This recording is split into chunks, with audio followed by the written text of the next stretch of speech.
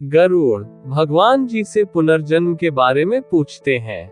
पाप करने पर भी परमात्मा की प्राप्ति कैसे होती है? भगवान ने कहा, हे गरुड़, मृत्यु के पश्चात तुरंत और विलंब दोनों प्रकार से दूसरे शरीर में प्राणी प्रविष्ट होता है। जो ज्योति स्वरूप जीव आत्मा विद्यमान रहता है, वह मृत्यु के बाद प्रेत आत्मा शरीर धारण कर लेता है और दशगात्र के जो पिंड दान दिए जाते हैं, उससे पिंडित शरीर बनता है। इस पिंडित शरीर से प्रेत शरीर एकाकार हो जाता है। कोई कोई जीव आत्मा पिंडित शरीर विलंब से प्राप्त करता है, क्योंकि मृत्यु के बाद वह कर्मों अनुसार यम लोक में जाता है। चित्रगुप्त की आज्ञा से वह वहां के नरक भोगता है। वहां की यातनाओं को झेलने के पश्चात उसे पशु पक्षी कीट आदि की योनि प्राप्त होती है। प्राणी जिस शरीर को ग्रहण करता है, उसी शरीर में मोहवश ममता हो जाती है। शुभ कर्मों के फल भोग कर वह मुक्त हो जाता है। गरुड़ भगवान जी से जिज्ञासा करते हैं कि बहुत से पापों को करने पर भी इस संसार को पार कर प्राणी आपको कैसे प्राप्त कर सकता है?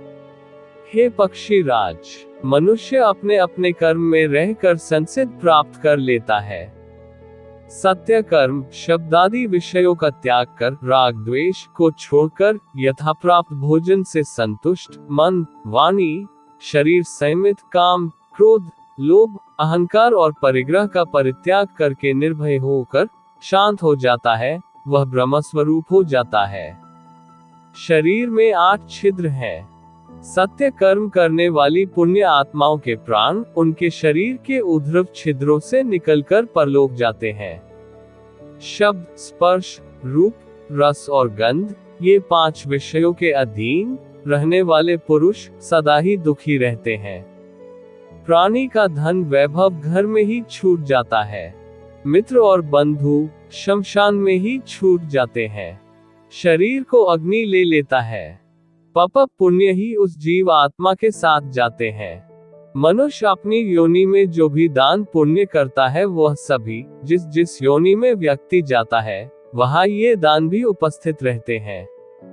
देवता कभी काष्ठ और पत्थर की शिला में नहीं रहते, वह तो प्राणी के भाव में विराजमान रहते हैं। इसलिए सद्भाव से युक्त भक्ति का आचरण करना चाहिए।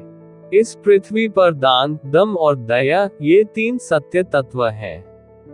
दीन तथा सज्जन ब्राह्मण को दान, अनाथ प्राणी का संस्कार, निर्जन प्रदेश में स्थित शिवलिंग की पूजा करोड़ों पुण्यों का फल प्रदान करता है।